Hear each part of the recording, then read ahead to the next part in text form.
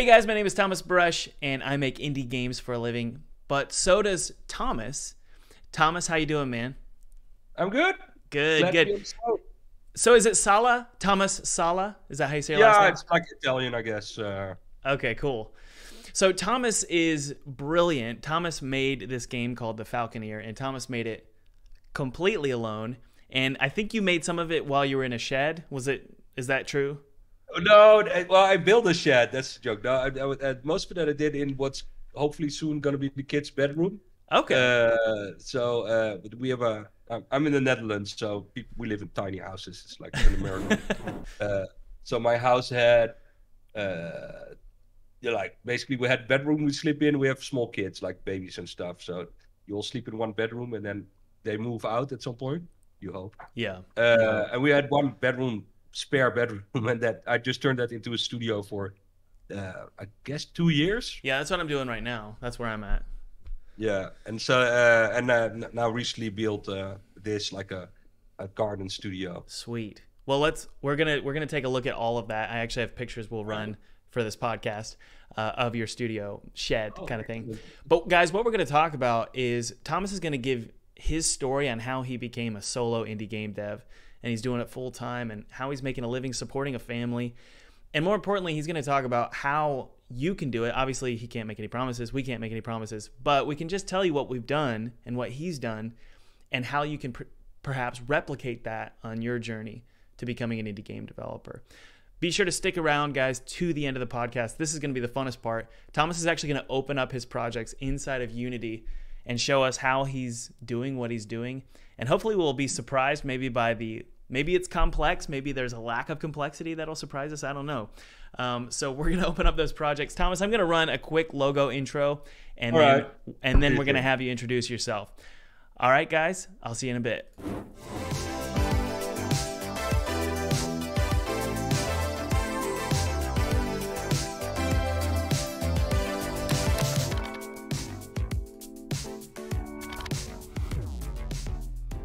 By the way, guys, feel free to download my free 2D game kit below. It's totally free. It's my treat to you.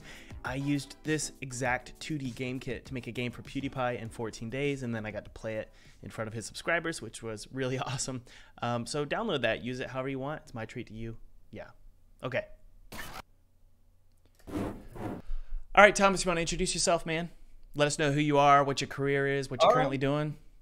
I'm Tomas Sala. I'm a game developer. I've been so for 20 years. And I've been a solo developer for the last, I don't know, 3 years or something. Time flies by. I'm making a game called The Falconeer, or that launched a year ago. Cool. So I was watching a podcast with you with Unity, and you just mentioned 20 years. And in the podcast, I was like so impressed because you've learned a lot in the industry. And when I see The Falconeer, I'm watching it right now, a Let's Play. I see it and I go, this is like AAA studio quality, but like in an indie sort of stylized look.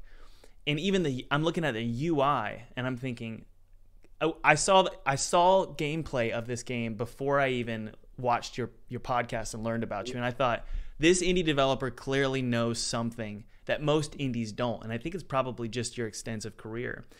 And so my next question for you is, you've got this massive extensive career, but a lot of people in my audience are very young, and I'm only 31, and I've been in the game industry for about 10 years.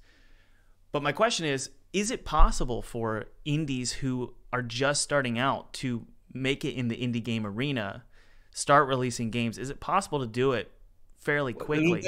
There's people out there doing it, so it's definitely possible. Industry-wise, of the 20 years, I'd say anything up to deciding the point that fuck it, I don't want to work for other people anymore and do work for hire. Everything was, struggling to survive. The moment I said, well, just gonna dive down and head first and not really think about the consequences, was actually the sanest thing. But besides that, I do think people can. It is possible. It's hard. So there's no lie. There's no sugarcoating that. I think maybe I know a lot of the first generation of indies, which weren't the first, but they had the 10 years ago, the indie game, the indie dev, the movie, Rami Ismail, all that crowd. And there's a lot of people there that, you know, in that, yeah, what are we talking? 2012, so sort of high days of Steam releasing your indie game, getting, you know, still curated by Valve, and then, you know, doing massive sales. I know people who made massive sales on iOS. I think those days are gone. Yeah. You know, the vanguard, you know, the white blue ocean, or whatever you want to call it.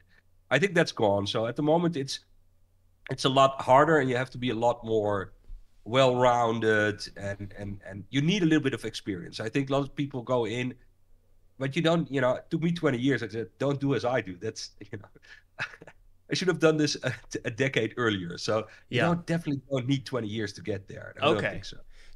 So what, like, if you had to make a guess, how long would it take for, let's say there's a brilliant developer watching right now, or a potentially brilliant developer who's talented, a good artist, has good instincts, but they know nothing about game dev. How long do you think it would take if they followed the steps that you took? How long would it take them to release their game and become a full-time game developer? Go back, you know, besides, because I lived in a country where there was no game industry of any name 20 years ago. So you started doing weird stuff to get, you know. But, you know, I was doing interesting stuff after a couple of years, so you don't need, you know. And I've seen people come out of art school, or, you know, nowadays they give game development, game art courses, wherever you want to go. But straight out of college, do interesting stuff. I think at the moment the tools are so powerful, you can do quite a lot of things. If you have an interesting idea, there is opportunity. So I think, you know, people are always saying it's execution, not idea, but actually it is important to have an original thought. And if you have that, that's phase one. Then you need to execute it. That's becoming easier all the time. So it doesn't take a lot of skill to, you know, to make something impressive. And then you need to actually do the business development on it and get it to market. I think that's the hardest part at the moment, because if you have no access to, no network, no, you know, you don't even have the confidence to walk up to someone and say, hey, here's a game I made, you want to look at it? Then it's going to be very hard, regardless or how good the stuff is you're actually making. Okay. So I think that's, you know, probably the three ingredients. Do you think it's true that indie game, just because the tools are easier to use now, doesn't make it any easier to be a game dev, or at least compete? I think is a better word. The reason I say that is because everybody's doing it now, and everybody's making beautiful games. Well, but kids are making games, you know. They're just doing Roblox or whatever. So and making money. So the amount of, you know, content, I think that's, we're truly in this, you know, creationist, you know, the third wave-ish, you know, people are producing a lot of stuff. And you go talk to young kids, or, you know, teens, and what do you want to do? And one of the first, I want to make computer games, because that's what they love to do. You know, a lot of still love movies and comics and stuff, but you want to make what you enjoy. So there's a lot of competition, and I think, but the people are always, you know, there was this phase in indie development where things got a little bit sour a couple of years ago. You know, the indie apocalypse, and, you know, people got disappointed, and they were told in whatever game dev course they were doing, they were going to get jobs and, you know, be successful. And then, you know, that stuff didn't pan out, turned out to be really hard. And there's, you know, a gazillion others. And they started blaming, there's too many courses, there's too many people, there's too many games on Steam. Steam shouldn't have, you know, it shouldn't be 200, it should be 2,000 to weed out all the, you know, garbage. That's just people making, you know, it's like making music. There's always been very few singers or drummers or guitarists that actually made a good living out of music. So it's not that different now than other artists have known for, you know, decades. So I've never, you know, I think it's just been very easy for a little bit for a vanguard, but this is a more normal state, and that's okay. You know, there's more people out there. It just means that you need to, you know, go to the phases, and there's still as much space. There's more people consuming indie games than ever before. So you just need to find those people, and that means that the sort of, you know, you need to graduate from hobbyist to being a professional. That takes investment, risk, and experience. Okay. So you're living your indie game dev dream. it took 20 years to get into this gorgeous shed, living the dream, but you're saying it didn't have to, and that people don't need to be discouraged by your story taking 20 years, because it could be much shorter than that, and maybe even be a year or two. Well, it's always really difficult. Well, so one of the things that's always happened to me when I talk to people in college, game artists or game developers on the cusp of choosing to go work for a studio, or in the Netherlands means going abroad and stuff, because there's more studios there, or going indie, and or they're doing their first, they're on the cusp of making a choice, and then they get really concerned and fearful, and what if you fail, and what if I don't make enough money, and they're like 23 or something, or 24, and my response is, go fucking do it. It's not, you're 24, I've got 3 kids, and not being able to pay my mortgage is a little different, so there's a lot of people who are they get a lot of anxiety, and I recognize anxiety very well in becoming, making that leap, as if it's a, if it's a one-off, if it's like it's a suicidal leap. It's not, if it doesn't work out for you, move in with your parents, get a job. It's not the end of the world, in any sense. So I would say it's super hard.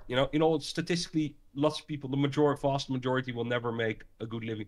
But it's a good thing to, if you really want to do it, go try it.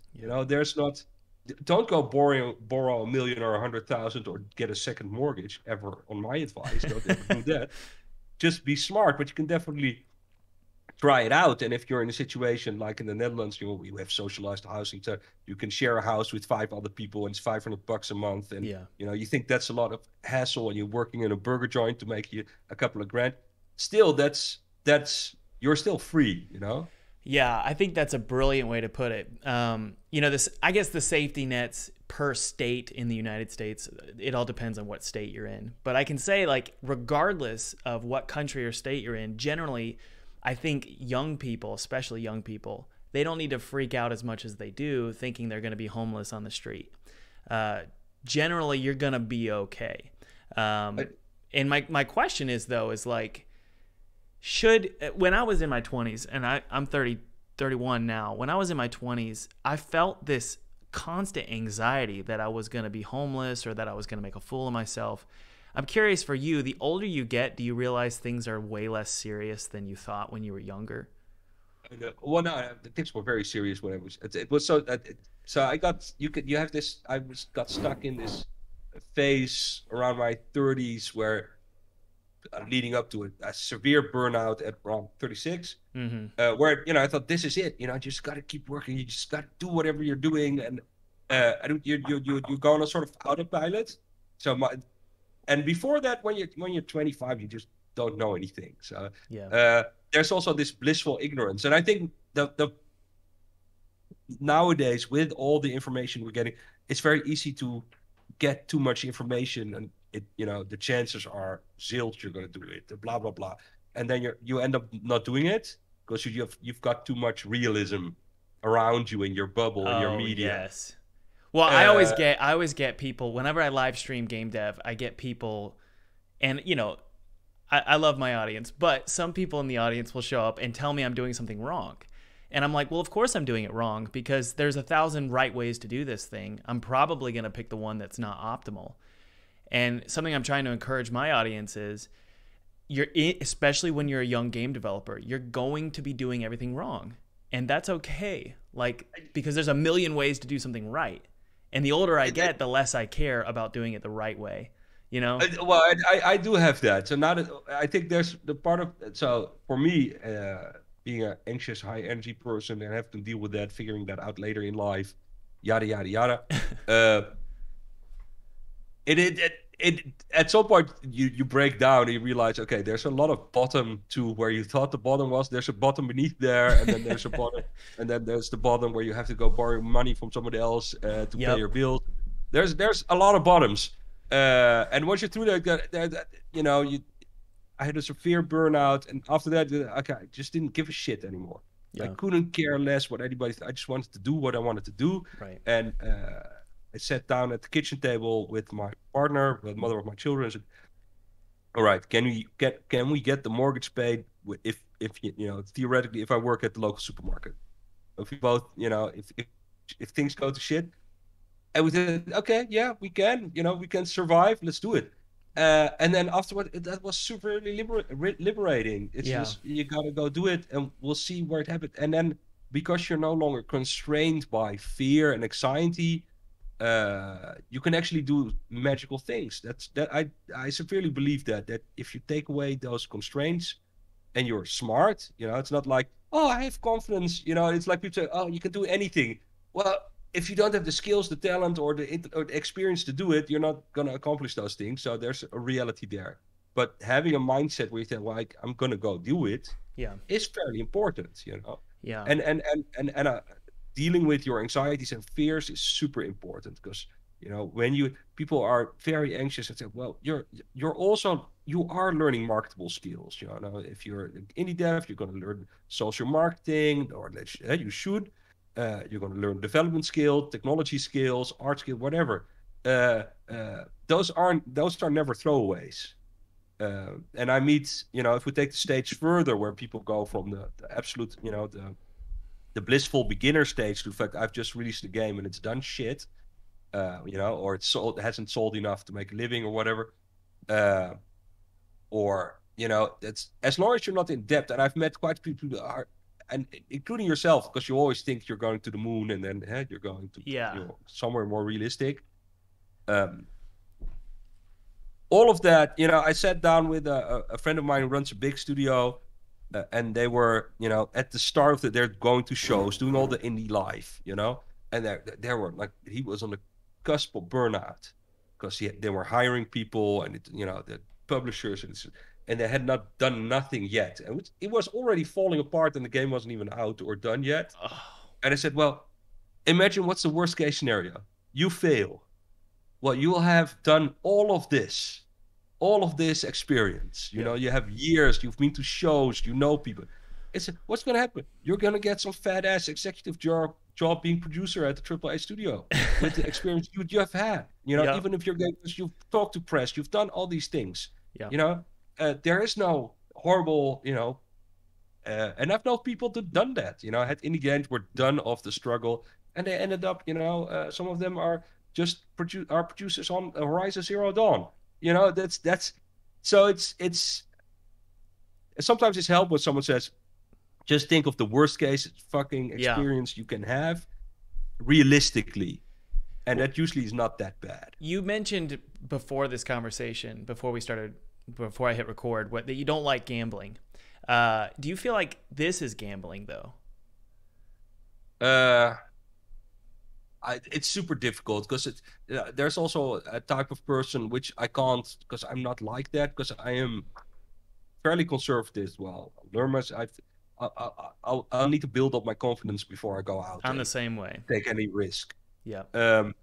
So I think that the risk, but there are also people that will go out and take a loan on a game ID. I would never do that. Have you done that before? I would say that, don't ever take out a loan. You've done that before?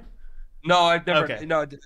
When we started our studio in 2001, would still exist. I think I loaned a couple of grand to get an official 3ds Max license. That's about it, and get the 3D engines. I think I killed my microphone. Can you hear me? Yeah, I can hear you. Okay. But no, don't ever borrow money, because this is beyond anything. This is a industry built on artists, passion, creativity, and any investor ever. And I don't understand why every investor, they obviously have too much money, but in reality, this is the highest risk investment you can do. I think it is. It's like making a movie, going, I want to be a Hollywood director, Well, I think we're going to talk about publishers in a sec here, because I know you're working with publishers. But publishers, in my head, I'm like, man, you guys have 10 games you're currently working on. Each one probably cost you $100,000 minimum each to invest in, and I think their mentality is one of them is going to be that $1 million game, and it'll basically fund all the other crap games. And so the goal is, it's like, it is gambling in the publisher arena because they're hoping that one or two games. I also don't think it's publishing in the gambling arena because everybody goes in a little that goes in cycles, you know. Publishers don't know what they're doing, but there is, you know, so the example I have why I work with publishers is um, if you're looking at an indie that my game didn't do well on Steam, I didn't make any money, and there's not enough money, and then someone else, some third publisher will port it to Switch, and there's all these, you know, a publisher will do okay, game just will, you know, do you know there's game cards in some countries in the world? You can buy cards at supermarkets and the scratch cards with codes for whatever game service. There's 8,000 little game services that will get your game in a tiny store in Brazil or get you on some.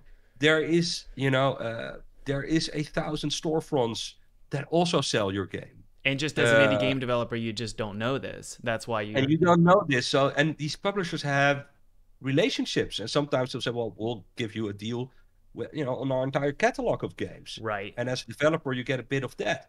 So, yeah, there's the risk, but the risk that you know, that you cannot. It's not as big a risk as we from the outside looking in might suspect it is. Yeah, there's a lot of old-fashioned retail business going on. So you had money in the bank before you quit your job. No. So that's a huge risk to take. I'm curious how that worked. Okay, so I don't say. I had 8 months or something, and what do you mean? A runway, so 6 months or something. I could finance myself. Okay, so okay. Still working on the side, so a couple of days a week, and so I had some money saved up, a massive amount. And I had no kids back then, which helps. So one on the way, I guess. So you're still blissfully ignorant on the stresses that might bring. Yeah. And I think what happened is I signed it up for a Game Connection Award, which is an award, is a, you know, Game Connection is a side event, or one of those matchmaking things, which are really useful. And they have awards which deal with games which aren't done yet, because, you know, it's all about business development. And I sent it in, and they nominated it. I got a free ticket, so I could go to GDC and have something, you know, have a reason to be. Yeah. And then I won that award. And actually, the first meeting on Monday of that GDC, I think 2019, was with one of the people at Microsoft. And I walked out of the meeting into the little room where they were handing out these award ceremonies, and won 2 of those awards. So I messaged that, you know, nice talking to you. By the way, I walked out and got 2 rewards like 15 minutes later. That relationship and the publishers I met and stuff sort of gave me the confidence to jump off. Mm-hmm. And also because I think one of the important things when dealing with publishers, when platforms is, I remember when I was young and doing business, I would ask people, you know, you would sit with someone important and they would say, so what do you want? You know, like a publisher or an investor. Say, well, what do you want? You know, that's an instinct you have when you're inexperienced, you know, whatever you want, you know, people, your first, you know, opportunities, you always want to please people. But it's completely counterproductive. They're asking what you want because they want to know what you want. Yeah. So I said, well, I need this amount of money. I want to sit with, you know, one platform because I don't want to port 6. And I had a very specific thing. So I said, I want to be an exclusive on your platform, and I need this amount of money. And the people at Microsoft and others said, well, we can do that. This is the range that's available. And that's how you make deals. So I can't get into the specifics, but so you worked with a publisher, but you also worked with a platform, Microsoft. Microsoft does. I got Microsoft exclusivity, timed exclusivity deal.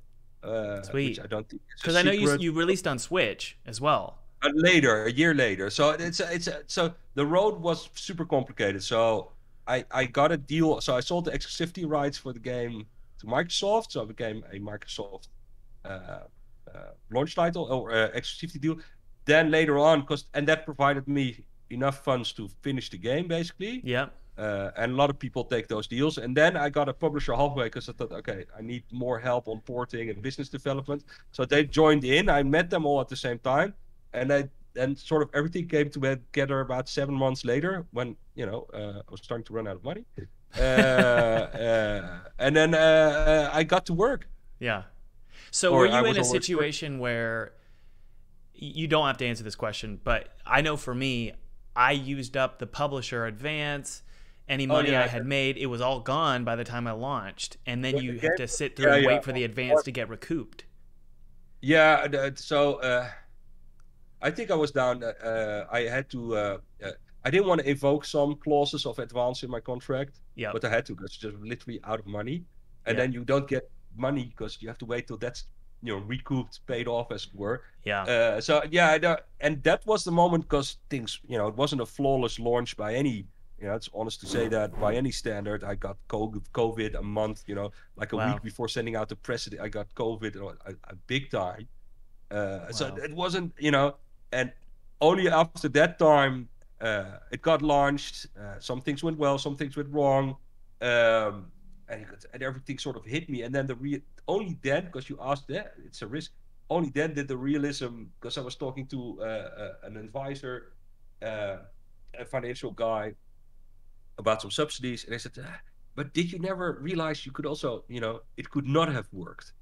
This entire endeavor could have failed, and it's only at that point, which was like a month after release, when things had come together and I knew there'd be enough to break even, that I realized that could also not have happened. I could have been left with next to nothing, and on the lookout for a new job, and one baby, 2 kids, and one on the way. Wow. That would have been fairly bad. But yeah, that's I think that happens. So I've been thinking about this a lot. The moment you sign with your first game, and I've done it, I've signed with 3 publishers in my career. What I've found is signing with a publisher, you get the money up front. I got the money immediately in my bank account. Then I launched the game, and then you suffer in the long run because you're recouping in advance, and they're also taking a cut of the revenue. And so in a way, you're stunted for your entire career, unless the publisher does a great job and they market the hell out of the game. So I'm curious, is that a situation that people should be afraid of who are listening? Yeah. Well, the publisher I'm with is really great. So they don't do any of that. So I got lucky with the Falconeer. But I had when I worked at the studio, Lynch and Game Company, we did a fair bunch of games, publishing deals I was a part of. We did a game for Sony in London, so like a first party, whatever, they funded it. We did some publishing deals, so I've seen that happen. Exactly what you describe.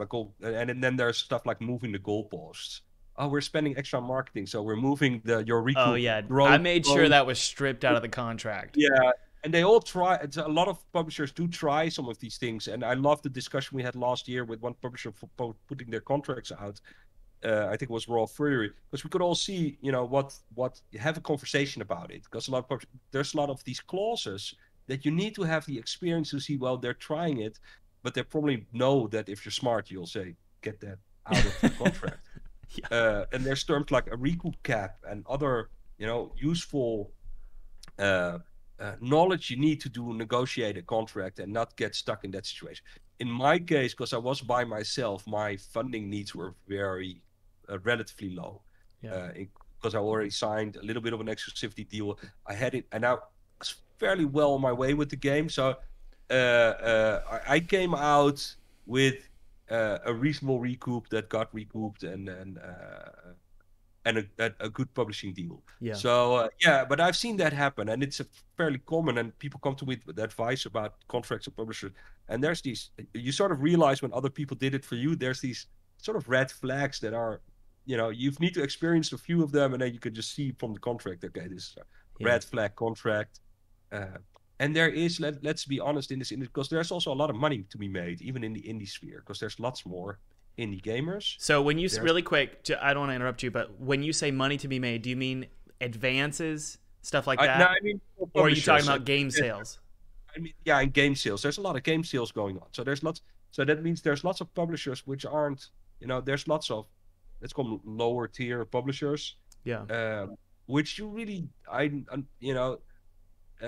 there's a lot of publishers out there with I think that they do exactly what you say. You will do 10 games and one will be a hit, and I call them fire and forget publishers.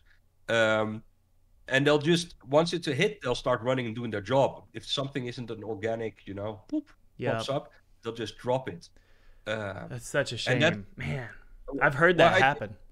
And it happened. Well, it's very common, and that's and it's getting less and less because we are having this open discussion, and people are professionalizing, and there is resources online, and people like you who will talk about this. Yeah.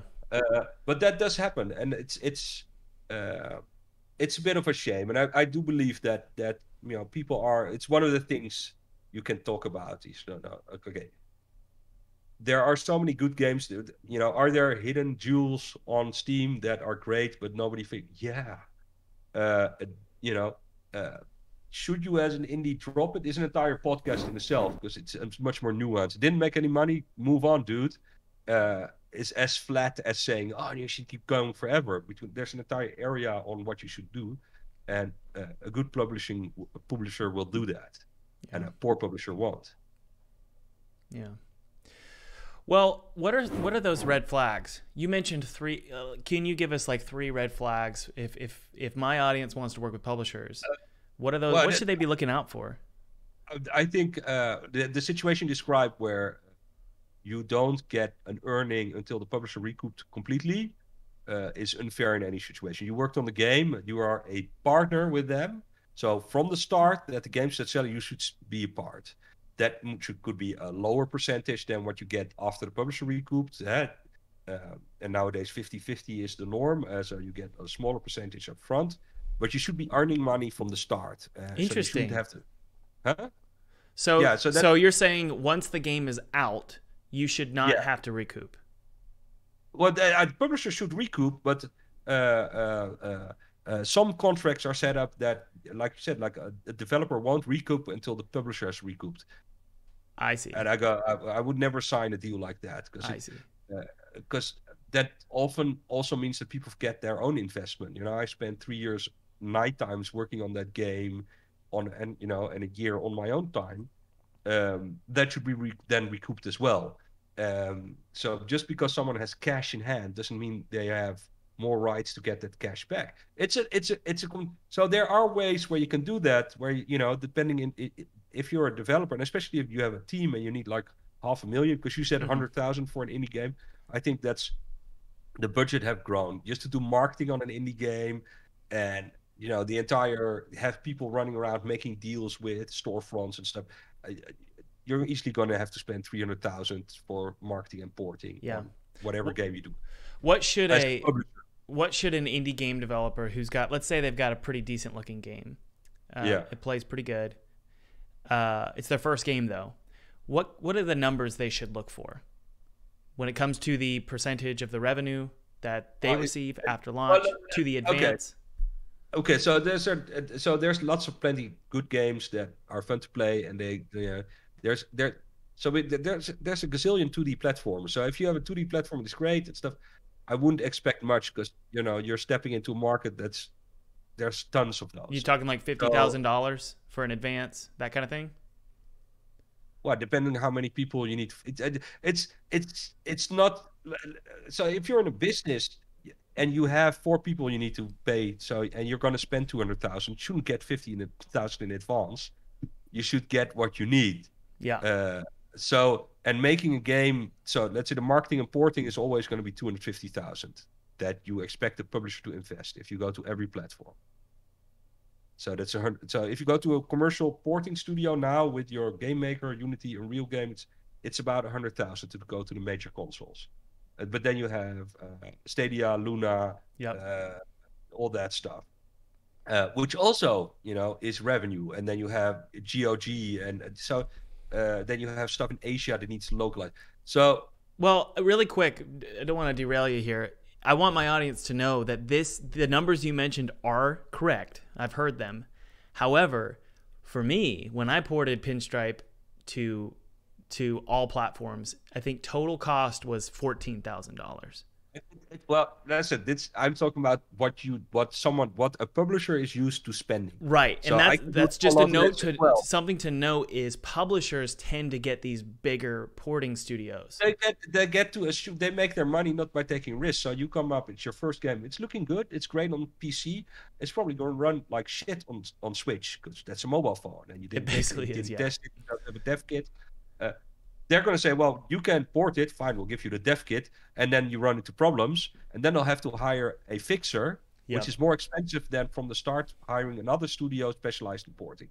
Those studios will ask, let's say roughly $25K per platform. And that's, there's 3 major console platforms, plus, a couple of which are Linux based, like Stadia. So you're going to run to 100,000 fairly quickly.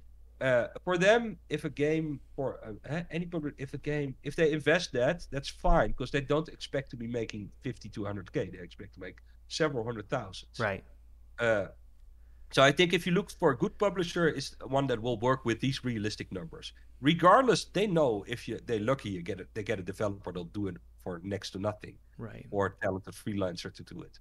Or what about you doing it? The actual game developer. Yeah. I didn't do. I have someone that helps me for the porting because I hate doing it. But me too. I didn't do any of it for my games. The Switch optimizations I've done myself, and a lot of the Xbox stuff. I have dev kits behind there. They're covered up now. But, dude, porting the Xbox was the hardest, and I was just managing it like with the porting studio. It's a mess. Fun. I'll do the optimization and all the gameplay. I'll deliver a working game on the platform. But how the fuck the cloud save works and how long that pop-up needs to be up and stuff. I really don't want to do it. It stresses me out, and there's people that are better for it. Yeah. So I have someone that helps me with that, who's an expert in that, and it makes everything goes a lot quicker. It's funny the documentation for, like, let's say, and when you sign NDAs, so we can't talk about a lot. But I'll just say the documentation for Nintendo Switch is pristine. At least that's what I could tell. But Microsoft's documentation, it's like you download an Excel spreadsheet for one thing, and then you go to their website and you have to do a private login using I don't know the word, but I had to log into to a network that was in the same city as my publisher. So I had to use an IP thingy, a VPN service, to actually access the documentation because they were in California, and that's where Microsoft thinks my game is headquartered. Up to a couple of years ago, someone like me, you couldn't have dev kits in a private house. It needs to be in an office, and you need to prove you had like security and stuff. Yeah. And that especially, my first console thing was on the Wii, making a game for balance board. A balance board game. So the documentation on that, just the balance board. What happens when the battery's out? What happens when the battery's out when you're in the menu? What happens when the battery's out when it's maximized? How long should the pop-up be? Should be this pop-up? What is the word for a balance board in 14 languages? This is the icon. This is the official icon. Don't use the icon like this. Don't invert. So even that stuff is like, back then it was horrendous, and then you had people stealing dev kits to make illegal CDs. So, but that's sort of a little bit looser now. Yeah. But yeah, it's no fun. So ultimately, when you're working with a publisher, it's interesting because my route that I took was a little different than yours, because the only money that was paid out to me was just advances for my studio. So here's some money, Thomas. They never mentioned porting costs. They never mentioned marketing. So my question to you is, when you're working with a publisher, if you're giving advice to my audience about working with a publisher, you're saying that they should split up the budget into like tiers. Like, here's the marketing budget, here's the porting budget. Well, they should do the marketing, and they should have a budget for what they're spending. Should you be paying for that, though? Should the game sales that you generated once you launch the game? They pay for it, but they want to have that back from the sales. So so here's how it goes from the publisher's perspective. So a publisher will give you, let's say, $100,000. You make the game for that. They will go, we gave you that money. We'd like to earn that money back, because otherwise you wouldn't be able to make the game. And you already had money. We had zero money. Right. So you made $100,000. We'd like to earn $100,000. So that means we need to earn your 100,000 so that we're at zero, and plus the 100,000 we need to, and then we both earned $100,000. So that's where the thing comes from. So that's how their perspective is. They gave you money, and so they're entitled to earn out first, as it were. Yes. Okay.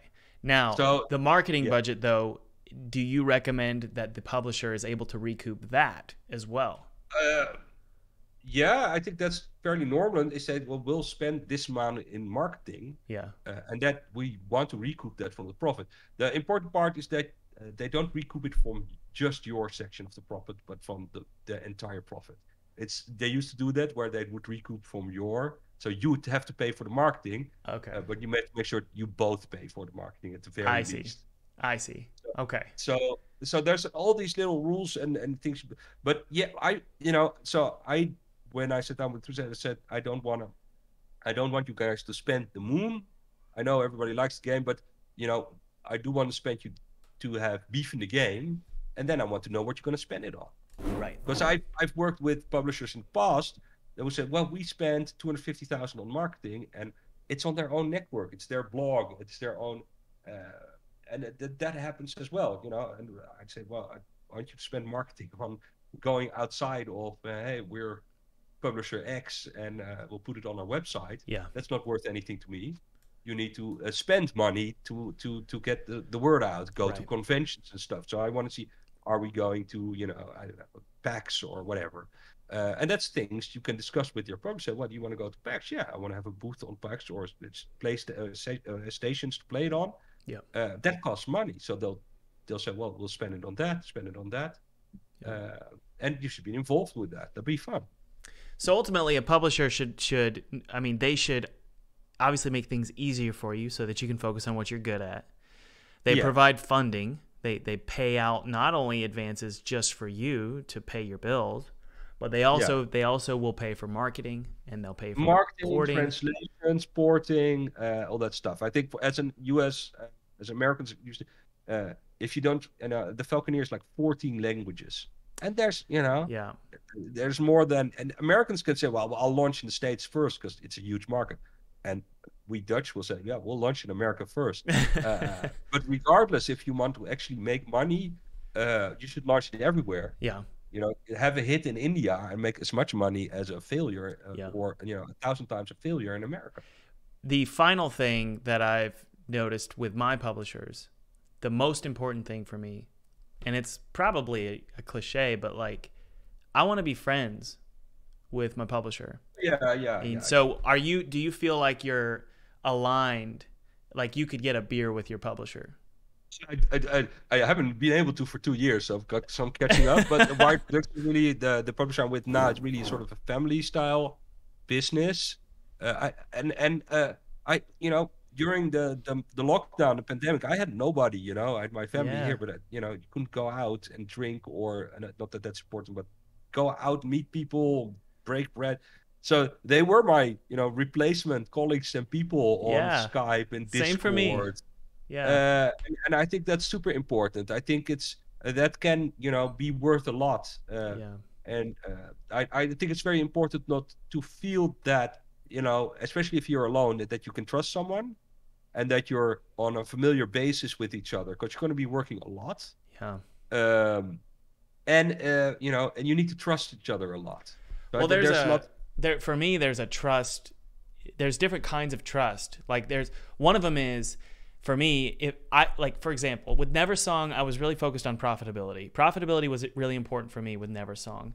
I don't know if I'm as pure at heart as you are, because I've watched your podcast, and Falconeer is so unstained by profit. It's just art.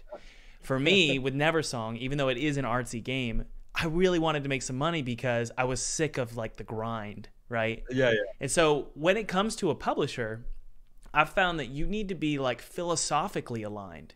Like, what's the goal of this game? Because some publishers out there will say, we want you to be you. We want you to have full creative control. Whereas other publishers are like, no, we want to make money. Like, that is the most important thing for us. And so you've really got to, I recommend, Well, it needs to be both. You've got to call the CEO. You've got to talk to the CEO. Yeah. So, and where do they sit? What's their philosophy? What are, like, culturally, do you guys align? Because you don't want to be working with a publisher for 2 years straight. Let's say it takes 2 years to make a game, or a year and a half.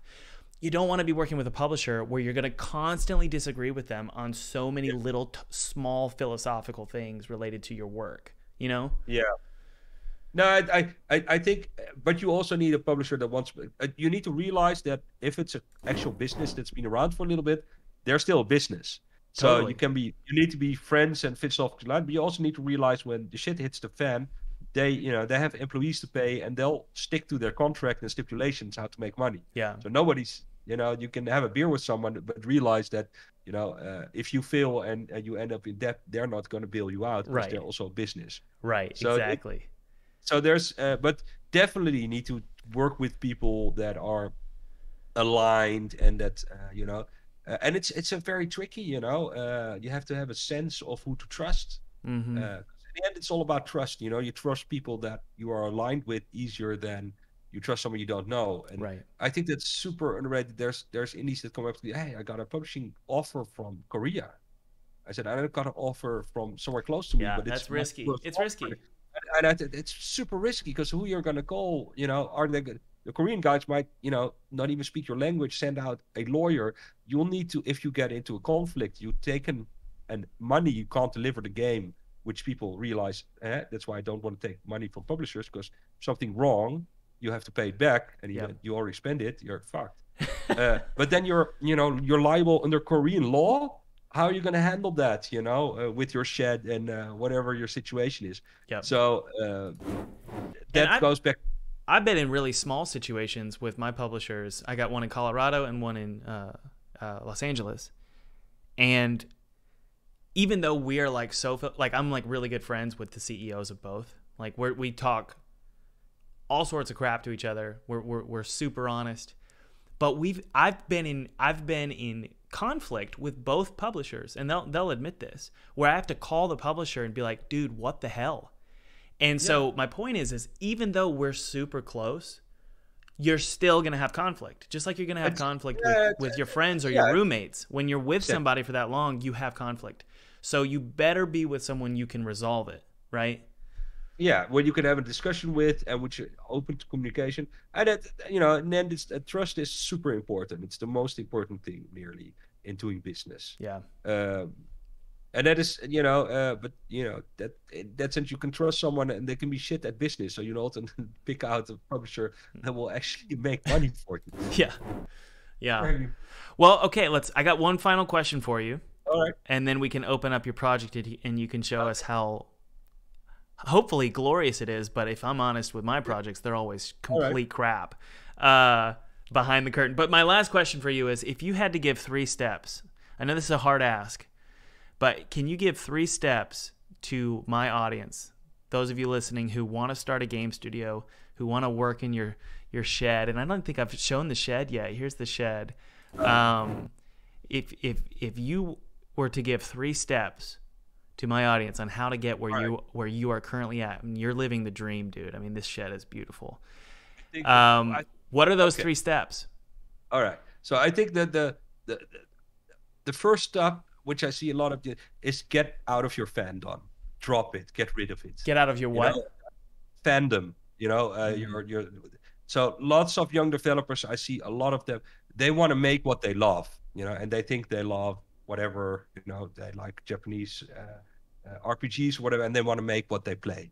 I think my first step is get rid of that, because you are replicating what you love. You're not being an authentic creator that is adding to the field, and that is not interesting to a publisher, to an audience, because you're not bringing something new, or you're not bringing something authentic. So get rid of your fandom. Well, find what you love. I make what I love, definitely. What if what you love is Hollow Knight, and you just want to make another Hollow Knight? There's already a Hollow Knight. Don't do that. So, the question is, that's not necessarily being authentic, because you actually, if the authentic Thomas wants to make Hollow Knight, but because No, it's but not profitable. okay, no, so um, I love Crimson Skies. So I make I I like love that Crimson flying Skies. around. So I made a game like that. Sure, but everything in how I move and develop is not mirrored by anybody else. Right. I don't, I just do it. And creatively, it comes from me. It's about my personal journey. Yeah. It is, it's about my darkness and it's about my lightness. Yeah. And in that, it is a human thing that is always authentic because it's me and I'm different from the guy that made whatever Crimson Skies. And thus the game is uniquely different. Yeah. So, but that works in the same way. It's, you can, if you are at the stage where I think being able to make whatever the fuck you want is a privileged position. For sure. You need to work for. So when I said let go of your fandom, he said, so I want to make, that's the ridiculous indie. I want to make an MMO. Yeah, I know. Stereotype, the first thing people. That's always the first rule. Don't make that. No, but it's actually about letting go of your fandom. Yeah. Make something for which there's a market. What's the risk, though? I'm trying to figure out what's the risk of not letting go of your fandom. That you'll be replicating forever, and you won't be growing. So you'll be stuck in your starting position. But it's not a money. It's not a money risk. Like no. This is a creative risk. So every artist ever starts out by replicating their heroes. Yeah. You play guitar, you want to play like whatever. Who you want to play like. The moment you let go of your fandom and you don't want to play like whoever you want to play like, you want to play like you. You want to experiment and find new avenues where your fingers can go. Then you're becoming a guitarist because you're finding your own way. Right. And you're letting go of imitating, you're making new. And then you're on a path to growth. Then at some point you can make something that's from you, that's authentic, original, whatever you want to call it. But you're growing there. But it doesn't mean it can't be a derivative of what you love. Like Crimson Skies, you took that and you used it as inspiration. The core for me isn't that it's not about flying per se, the game, it's just a mechanic I like, but it is you need to be growing. So the next game I'm doing, I'm not making the Falconeer 2. I love the universe I've created because that makes business sense. So I want to be like it's beautiful. Expand the universe. I'm making a town building game, a fortress management, RTS. Yeah. So why? Because you want to be growing. I find it creatively the most interesting on the path of being or becoming or having an artist. Yeah. Is saying gotta grow. Yeah. So some people have the ambition to I want to make character. I want to make 3D sets like Studio Ghibli, and I want to be paid for that for the rest of my life. Yeah. And they go out and do that. That is a fantastic career. Yeah. I am not. If you want to succeed at making something autonomous, creative, and doing all the the insane thing of actually being a game dev, that is not that is a safe path that'll keep you stuck. So if I could offer my 2 cents before we move on to the second point here, my 2 cents for my audience is from a business, because I focus on the entrepreneurial business side a lot for my channel. From a business perspective, letting go of your inspiration is a good idea because ultimately this hopefully will lead to you not constantly delaying a launch or finishing your game. And you'll actually say, you know what, I'm never going to be Crimson Skies. That's just not, I'm not going to hit that because I don't have a $5 million budget, right? Yeah. I'm never going to make Call of Duty. I'm never going to make, maybe it's an indie game. Maybe I'm never going to make Hollow Knight. Like, I'm just not going to do it. It's impossible.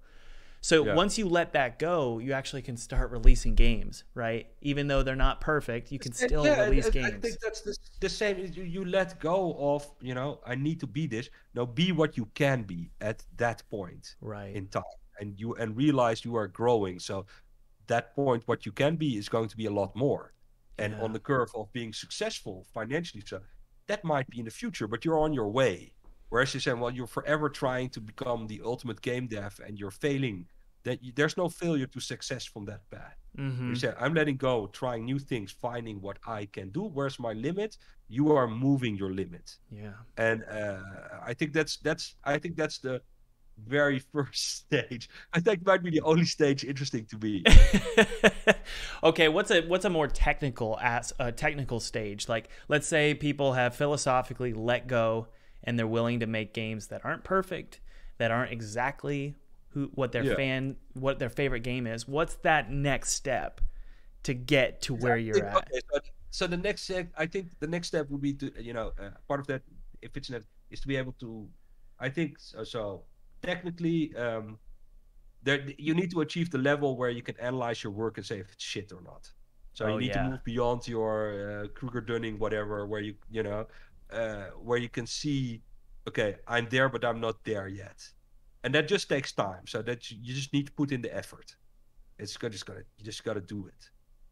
And then comes the stage is where you need to go out in the world and do business, which is, you should have been doing that from the start. But that is a stage in itself, is that you go out and just do it and fail or succeed. Yeah. Man, that's such good advice. And I love that you remind me a lot of me, mainly because we have the same name, but also because whenever people ask me, well, how do I become a game dev? It's usually more philosophical, emotional steps, as opposed to learn Unity, learn Photoshop, learn Blender, right? It's no. You can do that, but it's the emotional aspect of becoming ultimately kind of like a spiritual giant. Like, I've noticed that a lot of my friends we're not on the same plane. And maybe this is me because I'm a little bit proud of my career. Yeah. But there's like, when I'm with certain friends, I'm like, oh, we can't talk about business or game dev at all because there's so much that my brain has been toiling under for the last 10 years because of how hard it is.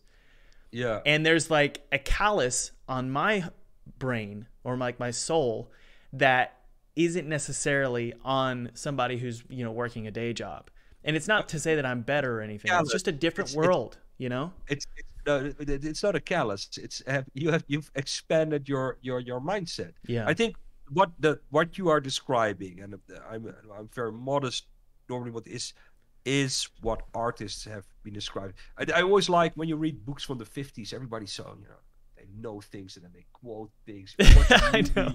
Ingrid Bergman, people are so much more intellectual, and they'll have like, holy shit, they'll have discussions about books. I've never read those books. I've never read Das Kapital, but I watch it on YouTube. I watch an influencer talk about it for hours. But it is at some point there is a stage where you can be intellectual on what you on the activities and the art you're creating.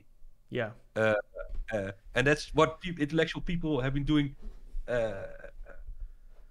for forever. And it's the ridiculousness is that you can watch truly great people and know you're not great because they're doing it at 25.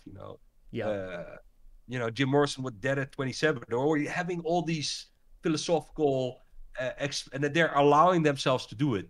And I think part of that, of our current culture of, growing up with the internet, is that we haven't allowed ourselves to talk philosophically or poetically about whatever we're doing. Right.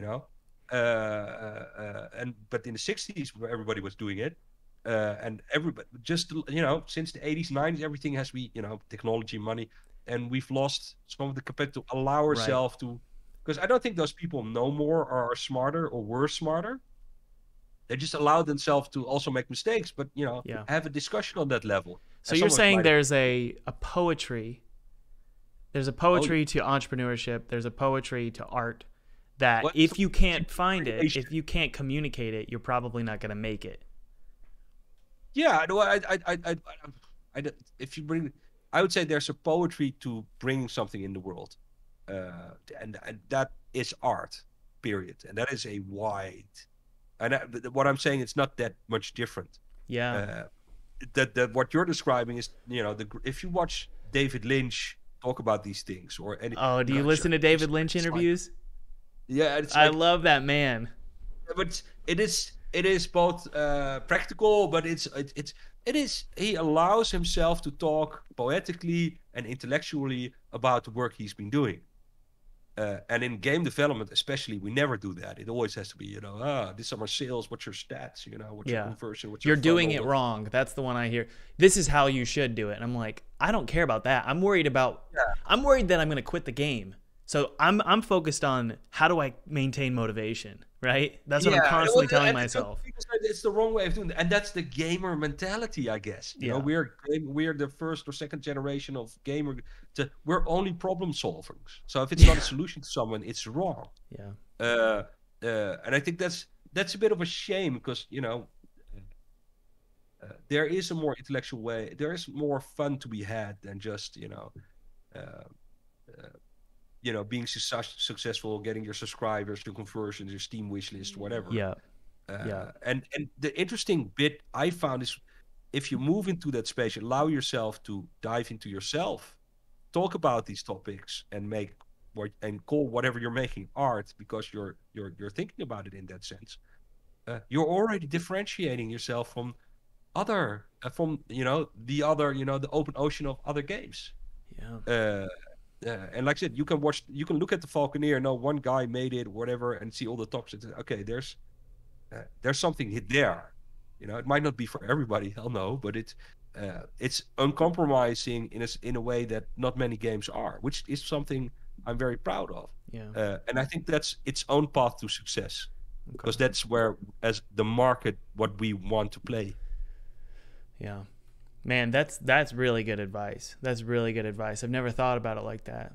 Essentially what you're saying is guys, those of you listening, you need to be willing to start thinking philosophically about your artwork and stop thinking about the end game so much and the right way to do things, but rather have a good understanding of what you're doing as an artist and how to ensure you don't quit and stay motivated. And these are psychological questions, Yeah, but the fact that you can. So the thing, why don't you quit? That's I make the biggest barrier is that not finish the game. There's all these memes. People, another prototype, and boom, gone is the game I worked on for 2 years because something. We aren't all incapable of doing that. But if you can't analyze what you're doing on that level, your own work, you can't enjoy it. So there's a self-awareness that a successful game developer is going to have versus... It's self-aware, but it's also, the pleasure in just creating it and not thinking about, is it going to get, is it going to win me awards? Yeah, easier said than done, but yes, I totally agree. It's, just the pleasure of... Well, the thing I do is I'll just wake up and I'll go make it. And then a couple of days later, I'll go, why did I make that? So I make this joke. If you go into the Falconeer, everything's fucking tied up. Character statues are squeezing animals. At some point, I made a DLC after release. At the end, just, partially to just finish up the game, make it better. I wasn't, intellectual. And it was a giant turtle with a pirate town. And my mind goes, well, they need to buy a giant turtle. How do you control that? Okay, you need to bind up the flippers. That's so weird. And like a bondage turtle with all kinds of whips, chains to bind down this turtle so it couldn't dive. And they could have a town on top of it. And I looked at the picture and it's another creature trying to escape. What is that? So that's just, that happens subconsciously for you. That's subconsciously, but the fact is that everybody does that when you start creating something because it's from you. But the fact is that you can learn to look at it and recognize it, and that gives you an whole new buzz of going fuck. You're getting high of your own supply. It's that. You just created something. It is a mirror for yourself. You didn't realize it, and you go, fuck. And that's how you build a following too. That your following will know this about you. Like Lynch is my favorite director, and to tie between him and M. Night Shyamalan, actually, Lynch is much more of I would say he's more of an artist, but Lynch, he talks about this, how it's like, I don't know why I'm going to do what I'm about to do, and I don't have to explain it to the studio. I don't have to explain it to myself. I'm just going to put it in the script, put it in the movie, and call it a day. And you see these recurring mirrored motifs through all of his films. It's him, and it's beautiful because you know what? It's it's you are connecting with another human being, you know. Right. You see themes, you see his, and because he's so good at opening it up to you, you're recognizing something in it. Yeah. You know, you're a fear, a trigger, and then you're sharing a human trait, you know, in the way he put it forward. And that's what I like about the Falcon is, and you said falling people see that. Not everybody sees that. Not everybody's interested. Lots of gamers open up the Falcon and go, "Oh, it's really slow, and the bullets, and why is it that, you know, why is it not keyboard and mouse and stuff?" But for some people, they'll see these motifs and they'll go, "Fuck, I feel this." Yeah. You know, this is a moody, sad place, and I feel it. But then you're not feeling me being a designer with the storyboard saying, "Okay, I play tested this, and this is going to get me 100,000 wish lists." It's just me waking up. Oh God, I made another bondage creature that wants to escape because it feels tied down, and somewhere else out there recognizes that emotion. That is a genuine artistic interaction that is interesting to me, but I feel it's also about as powerful as you can get in anything you do. Yeah. Because it's between you and the other person at the other side of the screen. What is the bondage? That's probably a bad word because that sounds kinky. But what does it mean? Well, for me, it's I have to talk to my therapist about it. It's about needing to be escaped. It's the Falconeer is about wanting to escape, fly off into a beautiful world, but being unable to. There's a giant dark ocean beneath it. You cannot escape. Throughout the game, the story, everything that is worthwhile is you going back down into the ocean, what's been forgotten and hidden. So that's dealing with basically conflict, trauma, whatever you want to call it. Is you cannot move ahead in life and be free until you deal with what got you in that situation, the consequences of your own choices. So that relates to my burnout, being a hyper chaotic creative individual, which I don't want to put a label on, and all that stuff. Yeah. So that is a representation of how I felt my life was up until the point I said, "Fuck it, I don't want to. I don't want to play this anymore." You don't like labels. Well, if you go out and say, "Well, I have ADD and stuff," you know, I'll talk about it poorly. You know, I'll say because I also have hyper focus for the things I love, but I have no focus of things I don't love. And before people say, "Oh, that's pretty cool, I want that," and I've been pointed out that there's a good way to talk about mental health and a poor way which cannot be stimulated. So I'd like to talk to yes, I have anxieties, I have issues. There was moments in releasing this game when I was on the couch literally shivering for days on end, not from COVID, just from anxiety. Yeah. So I talk about those issues and whatever, you know. I know there's an entire neurodiverse, you know, all that stuff. That's part of where I'm at. I just want to be me. I'm not interested in those labels so much. Yeah, I'm the same way. That's why I asked. I have my own anxiety issues, issues in life, mental health issues. My family has plenty, but it's almost like you were talking about with that first step of making an indie game. The first step is letting go of your fandom, is what you said. But in my head, it's letting go of any sort of anything that's bound you to a specific way of thinking about yourself and what you're capable of, what you like, what you love. Something I've been thinking about a lot lately is people define themselves based on what they've done in their life, and that is who they are. The problem with that is if you don't do anything intentionally and it's all accidental, your identity is essentially what you accidentally did with your life. Oh, like I got into soccer because my friend did soccer, and then or football is what I guess you'd call it. But I got into soccer or sports because my parents told me to, or I went to this college because my teacher said I'm really good at math, so I wanted to be a math teacher.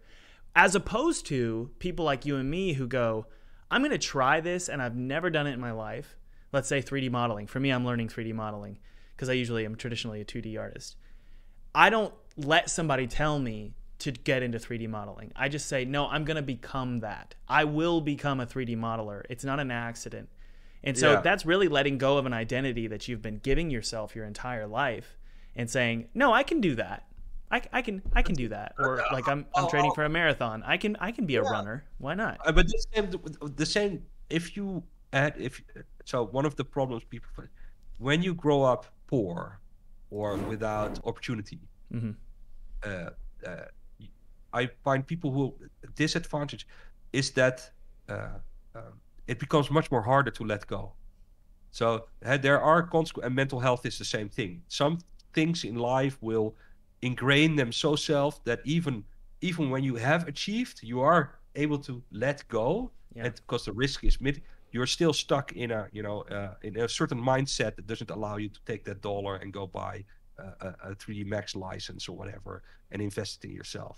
So that it's exactly that. It is about being able, but the same it's for me. I can have all the success in the world, BAFTA nomination and stuff, and I can bail the shit, but I'm still dealing with being a bullied kid of 15 who couldn't communicate with other kids. That's still more defining me than my achievements in that sense.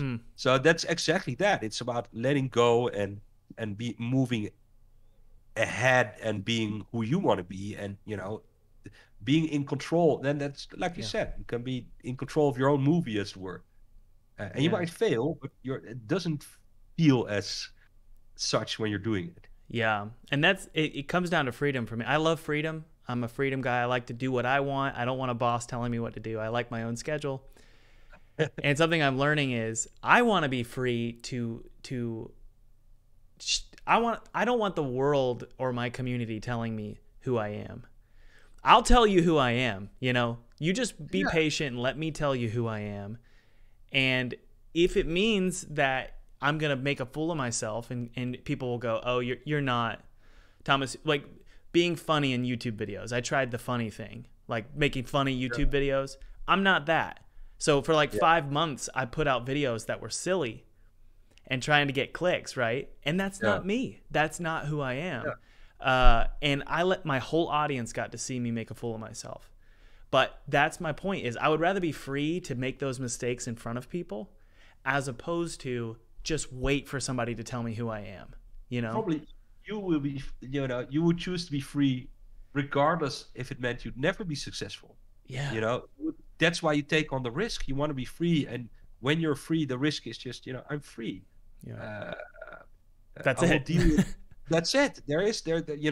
And it's a long way to get from, especially like you said, where you have to, how do you call it, struggle financially and then release those mindsets because they're preventing you from being free and doing what you want and being successful at it. Yeah. Because there is also, like I said, other people telling you how to live, how to do your thing, or, how to make your game.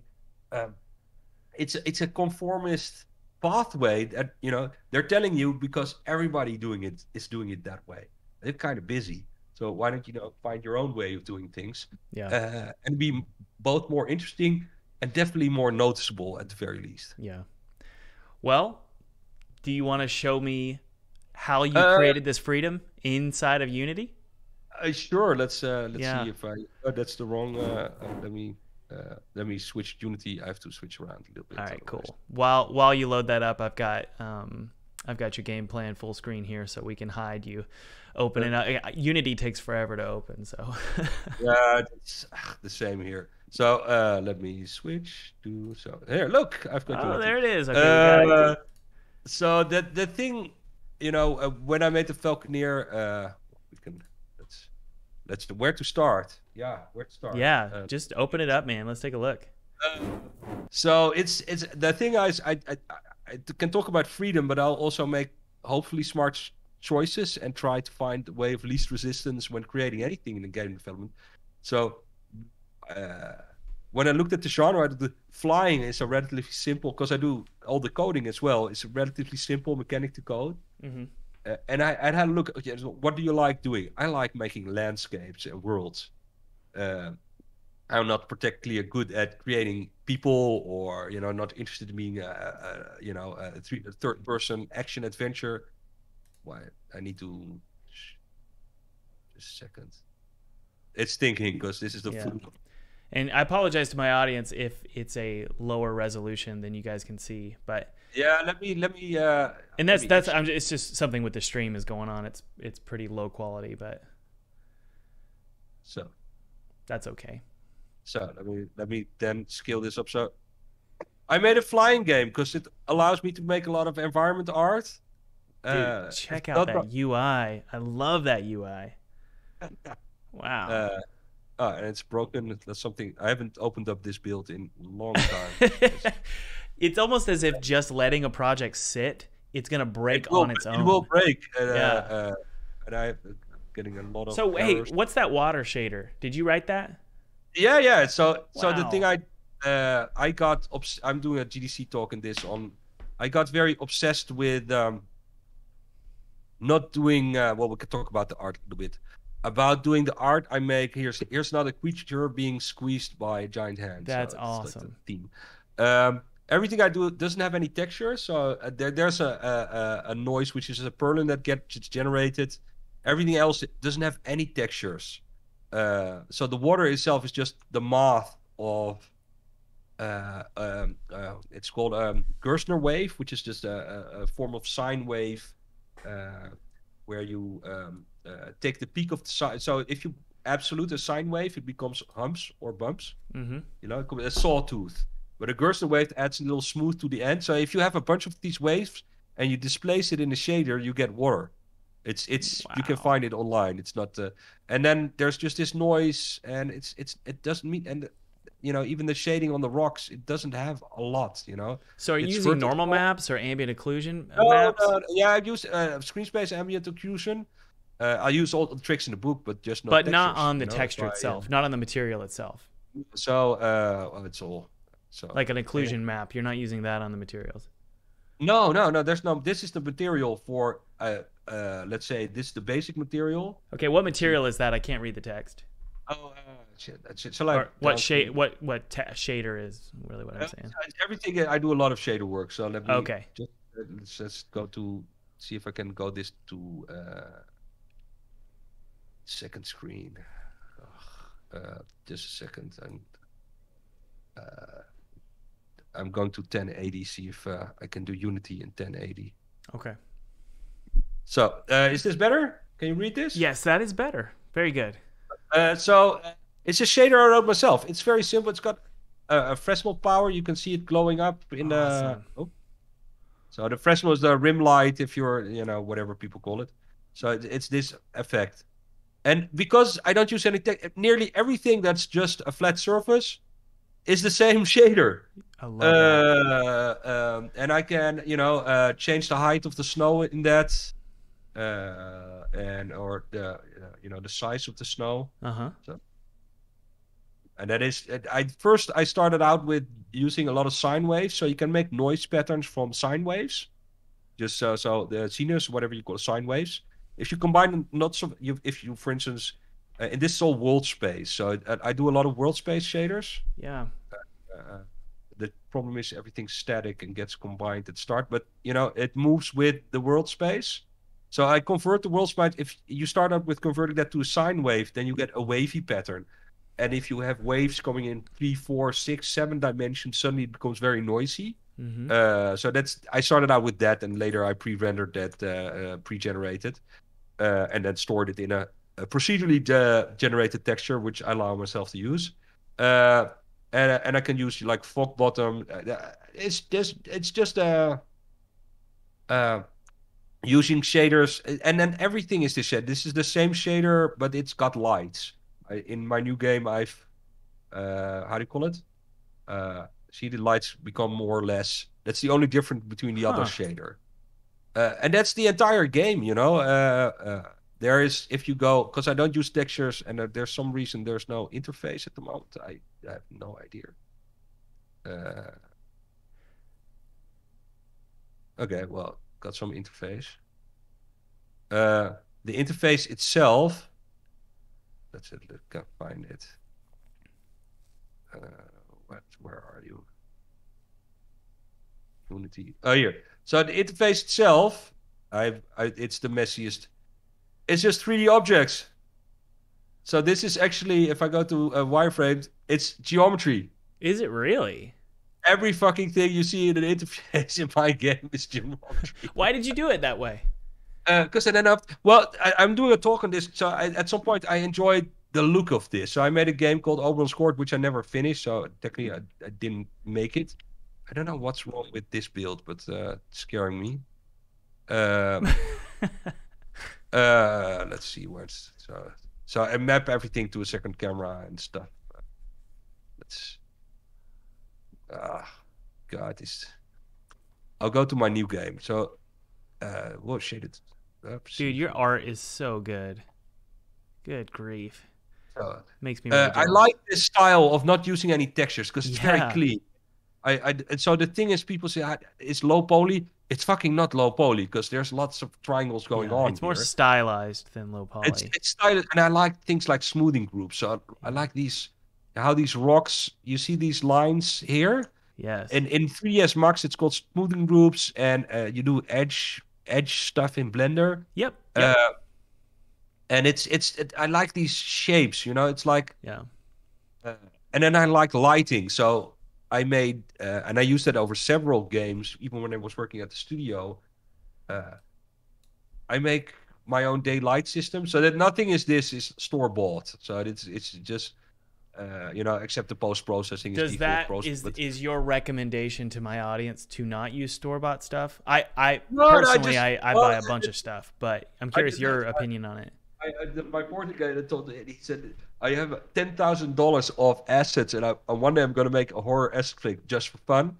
And I understand that. So there's nothing wrong with that's where the store is for. The way I work is that, so like, but I think 2012 or a decade ago, I decided I wanted to make some art without textures, and I just got grabbed by it. And what happened is, what I found is I became more extreme to the point that, okay, I have to do the GUI without textures, then I have to do everything I do without textures. Yeah. Because it becomes minimalist. I have this noise thing. That's about it. But the less I do, the more focused I got. So if I go to these, that's a bit shame that it's not. I don't know. But those clouds, the clouds are a texture. Well, I have to do it. I'm going to talk about the tech of the game. So the clouds themselves are. I don't think anybody's ever done clouds like this, and you can only do it if you have my custom lighting system, because they're. Jeez, it looks amazing. They're basically spheres. You can see them right up here. So they are volumetric in a sense that they are a world space mapped noise. Yeah. But then the color displacement is this. I have my own. So the horizon you see is every shader has its own fog pass, and the fog is a bunch of custom gradients, which you actually see on the top right of my inspector panel. Wow. So based on the time of day, it will sample those gradients for, you can see it, sky color, highlight color, light color. So if you look through a gradient and I go through time, you see this is the orange bit here. All those colors are global floats that are going into the shader. And I make a gradient from it. So if I go a little ahead in time where we can see it more clearly. So right here, it's brownish, yellowish, and then it's bluish, whitish on one side, which is actually where my cursor is. So this is the yellow of this. This is the blue-greenish, and then this is the bright white. And it's just a gradient based on the camera angle and the world angle. Once you have a color space, let's call it a color space, you can displace it. So I'm taking those colors, I map them to the clouds, and then they technically become invisible because they're the same color space, the same color, as it were. So but then I displaced it. So I took all the colors from this side and moved them to the right, and I moved the colors from down, I moved them up. So this cloud is taking a little of the color here, and this is the color from the other side, actually. Oh, okay. So the white is going from the white side of the sky, and the blue and the greenish stuff is coming from the right side of the sky. And I just displaced it over this noise, and it blew my mind. It's like it actually works, and you don't have that much clipping because it's the same projection of world space mapped texture, and stuff actually moves through there. You can see stuff actually. Yeah. Moving through there. It's got some depth blend to fade it out. And I love.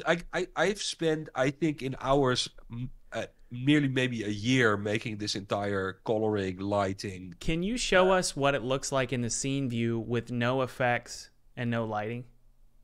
No lights. So Nope. And are you using post-processing as well, I assume? Yeah. Okay. I want to see what it looks like. Just to encourage my audience that what makes something look beautiful is actually, it's not just models and textures. If I turn off the light, so you can see I model quite cleanly. So it retains much of what it does. Yeah. So the light, I need to turn on the reflection and that, the stuff. But here you can see those colors quite clearly. So it doesn't do the sun. So the sun direction coloring doesn't work anymore because I've turned off the light. But you can see the color gradients. It's just literally that, green to brown. And here's sun is just a geometry in look. Whoa, cool. So that's not a post-processing effect or anything. No. That's just actually just a vertex. Will the sun ever break behind like an object? Yeah. Well, it doesn't do. It doesn't. There's no lens flares, but there's. See, it's actually.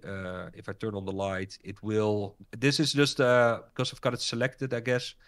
But if I turn back on, it does go behind. It will go away because it's got some post-processing bloom. There will be some nice breaking going on. I see. It's okay. not massive. Well, something I wanted to make note really quick, because there's probably a lot of people, to be honest, Thomas, in my audience listening right now who are going to be discouraged. The reason they're probably feeling discouraged right now is because you're a mad scientist genius, and this is unbelievable how you've done all of this on your own. Like the knowledge involved, well, it makes sense why 20 years of work got you where you're at. But I want to encourage my audience. Maybe you can agree, maybe you disagree. But I want to encourage my audience and let them know that I don't do any of this stuff. And I'm releasing games too. But they don't look like this, to be honest. Let me show you my art itself is super simple. Yeah. Anybody can do this with a little. There's nothing complex here. And there's just everything is in what I do in Engine. So I am a little bit weird that in that sense. It's my new game. But people think, I look at programmers who are real, proper good programmers, and I go, oh my God, like my porting guy, he knows all this stuff. He knows what singletons are, and I don't know any of this stuff. I can't read an SDK document. I'll get bored after 2 pages.